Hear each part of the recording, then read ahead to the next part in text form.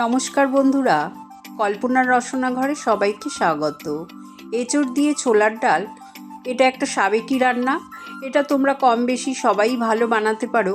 আমি কিভাবে বানাই সেটাই তোমাদের সাথে আজকে শেয়ার করব। এঁচোড় দিয়ে ছোলার ডাল বানানোর জন্য আমি ছোলার ডাল নিয়েছি 400 গ্রাম। ডাল আমি ভালো করে ধুয়ে তারপরে প্রেসার কুকারে সিটি দিয়ে সেদ্ধ করে নেব। এঁচোড়ও আমি বড় বড় টুকরো করে কেটে নিয়েছি।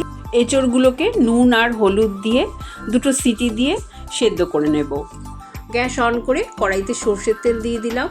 এই রান্নাটা সর্ষের তেলেই বেশি ভালো হবে। ফোড়নে দিয়ে দিলাম একটা শুকনো লঙ্কা, একটা তেজপাতা, গোটা গরম মশলা, দুটো এলাচ, দারচিনি আর দুটো লবঙ্গ আর হাফ চামচ গোটা জিরে, আর দিয়ে দিলাম একটু হিং। ফোড়নের গন্ধ বেরোলে আদা বাটা দিয়ে দিলাম।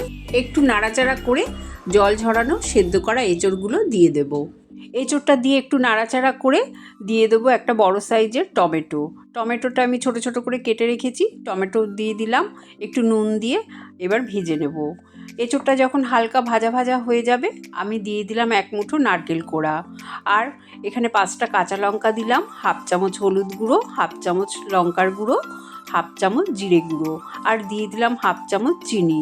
ছোলার ডালটা একটু মিষ্টি মিষ্টি হলেই ভালো হয়, তাই চিনিও দিয়ে দিলাম। সামান্য একটু জল দিয়ে মশলাটা এঁচোড়ের সাথে খুব ভালো করে কষিয়ে নেব। এই সময় গ্যাসের ফ্লেমটাকে মিডিয়াম টু লোতে রাখবো। তারপরে খুব ভালো করে মশলাটা কষিয়ে নেব যতক্ষণ না আমার মশলা থেকে তেল ছাড়ছে। ভালো করে মশলাটা আমার কষানো হয়ে গেছে। এবার আমি দিয়ে দিলাম সেদ্ধ করা ছোলার ডালটা।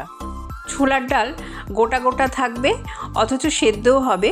এই রকমভাবেই সেদ্ধ করতে হবে। ডালটা দিয়ে মশলার সাথে একটু কষিয়ে নেব।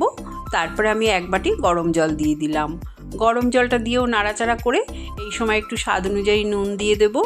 দিয়ে যখন ডালটা ভালো মতন ফুটে উঠবে আমি গ্যাসের ফ্লেমটা লোতে করে ঢাকা দিয়ে 10 থেকে 15 মিনিট রেখে দেব।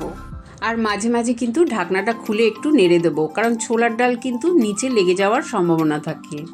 15 মিনিট পর আমি ঢাকনাটা খুলে নিলাম। আমার কিন্তু ডালটা ঠিকঠাকভাবেই হয়ে গেছে। আর একটু ভালো করে নাড়িয়ে চাড়িয়ে নিলাম ডাল। তারপরে দিয়ে দেবো হাফ চামচ শাহি গরম মশলার গুঁড়ো আর 1 চামচ ঘি আর গরম মশলা দিয়েও আর একটু ডালটা নাড়াচাড়া করে গ্যাসের ফ্লেম বন্ধ করে দেব। ছোলার ডাল ঠান্ডা হয়ে গেলে কিন্তু আর একটু ঘন হয়ে যাবে, তাই এরকম পাতলা অবস্থায় গ্যাসের ফ্লেম বন্ধ করে আমি তোমাদের সার্ভ করে দেখিয়ে দিচ্ছি। এই এঁচোড় দিয়ে ছোলার ডাল গরম ভাতের সাথে তো ভালো লাগেই, এছাড়া রুটি, লুচি, পরোটার সাথেও কিন্তু ভালো লাগে। রেসিপিটা ভালো লাগলে কমেন্ট করে জানিও। চ্যানেলটাকে লাইক শেয়ার করো।